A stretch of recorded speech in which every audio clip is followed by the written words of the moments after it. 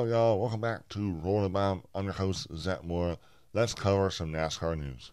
First thing, retired NASCAR Cup Series driver Kurt Busch was charged with DWI and reckless driving Tuesday night. He had his driver's license revoked and will appear in court next month. Kurt Busch announced his retirement last year, but sustained an injury back in 2022 at Pocono. It was a concussion.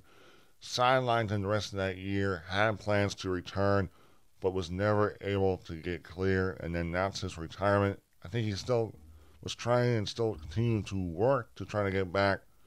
He's still a part of the 2311 team. He's a driver coach. He's still a part of that. But I couldn't imagine for someone that's done something for all their life and became really, really good at it, for it to get stripped away from them and not have the ability to go out on their own. Has to be pretty difficult, and I couldn't imagine what it would be like.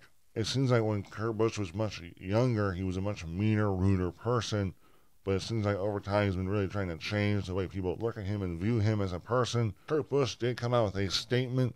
I'm very disappointed in myself, and I apologize to my family, my racing family, and to my fans. I will work with the authorities to rectify the situation and work with the county to make it a safer place in the future.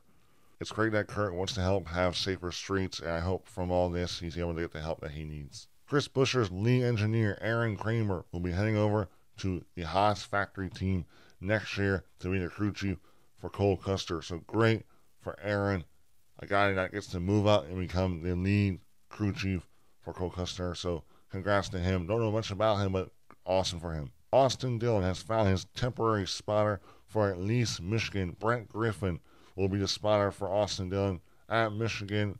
Brent Griffin has spotted for a lot of drivers. He spotted for Clint Boyer, Elliott Sadler.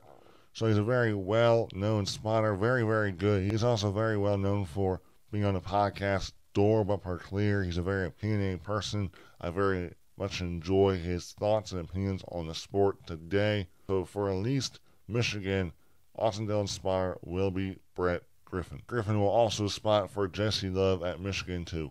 Next thing, according to Adam Stern, RFK is the leading candidate to get the Kroger's sponsorship. This would be huge for RFK. Massive. Right now, Kroger is sponsoring the 47-car JTG Darty Racing. One of the owners, Tad Sector, has close ties with Kroger. They run a brand activation agency, and he's planning to bring Kroger's with him. Now, there's rumors that Joe Gibbs Racing was going to get the nod to get Kroger's, but those rumors have died off. And now it looks like RFK Racing could be in the catbird seat. And industry execs have been wondering if RFK were able to land Kroger's, would that open them up to be able to expand to a third car and go get one of those SHR charters or whatever charter is available. RFK is a Ford team, and the only Ford driver right now that's in the Cup Series that does not have plans for a ride next year is Ryan Preece.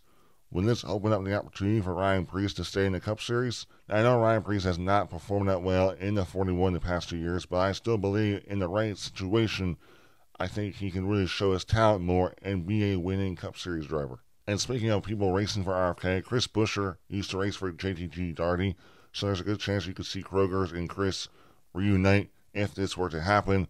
Kroger's is the fourth largest retailer in America today. Kroger's is also one of the only sponsors that I think sponsors every race for the number 47. They have a bunch of their retail brands that come on board like Irish Spring, Clorox, Cheez-It, Bush Beans. There's so many more I'm missing, but they are huge. They are massive. And an added bonus would be RFK already has great looking paint schemes, but imagine Kroger's.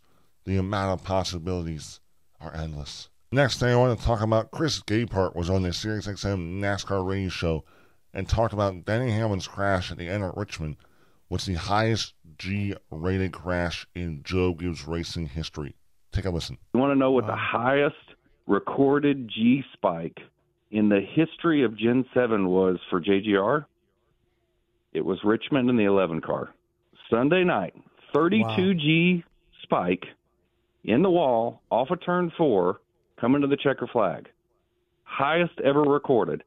I might add higher than the one that unfortunately put Kurt Busch put him in retirement ultimately at Pocono. Higher than that. And you wonder why NASCAR penalized Austin Dillon. It's for things like this not to happen. and not risk driver safety.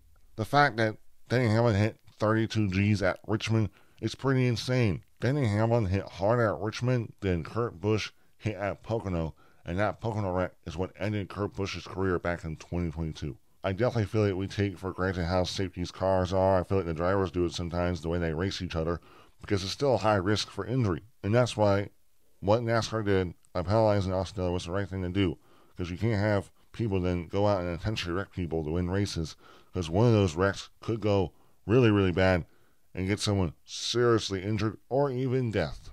But yeah, I just thought I'd bring that up, especially at Richmond. 32 Gs at Richmond. That's massive for that little place. Kyle Larson says he's better than Max Verstappen. This was an article from Flow Racing's Kyle McFadden. I know in my mind I am better than him as an all-around driver. There's no way Verstappen can get into a sprint car and win Knoxville Nationals. There's no way he can go win the Chili Bowl. There's no way he can go win a cup race at Bristol. There's probably no way I can go win a Formula 1 race at Monaco, but I think I have a better shot at him doing what he does than him doing what I do, just because of the car element. That's what gives me ease and confidence that, like, I know I'm better than him. Maybe not in an open wheel Indy car or Formula 1 car, but that's one discipline. I think I beat him in everything else. You can quote that. Larson ain't holding back with those comments. He's talking his talk and walking his walk. In my opinion, I agree with Larson. He is the best all-around driver. Max Verstappen only races in F1. That's it. Larson races in sprint cars. He's considered one of the best sprint car drivers in the world. He just won the Knoxville Nationals, the biggest sprint car race in the world. He's a top 5 NASCAR driver, winning the best races in the sport. He's won the Rolex 24. He qualified 5th for the Indy 500. Almost had a top 5 finish until he spit on pit road. Larson has been competitive or won races in whatever he's sat in. But guess what? You'll have your F1 fans saying oval racing isn't real racing. It takes no skill, no nothing. And F1's the pinnacle. The best drivers race there. But the thing is, we will never really get to settle this debate unless the Olympics brings in auto racing and they set something up. But I think by rule, like, Max can't really drive anything else besides Formula 1 cars during his season or even in the off-season. I'm not sure. But Larson can drive whatever he wants, pretty much whenever he wants, as long as it doesn't interfere with his NASCAR schedule. But look, I'm not even trying to crap on Formula 1 or Max. It's just that Max hasn't driven anything else besides Formula 1 cars. But in a perfect world, imagine Kyle Larson versus Max Verstappen live on Netflix. They race every type of track: dirt, pavement, oval, road course, street car, and they also race in every discipline of car: sports car, stock car, open wheel car, sprint car, dirt car, you name it, all in 1 week, and make it this big global event. Oh, imagine. Well, that's a wrap on today's episode. Hope you all enjoyed. Like and subscribe if you enjoyed. Besides that, goodbye.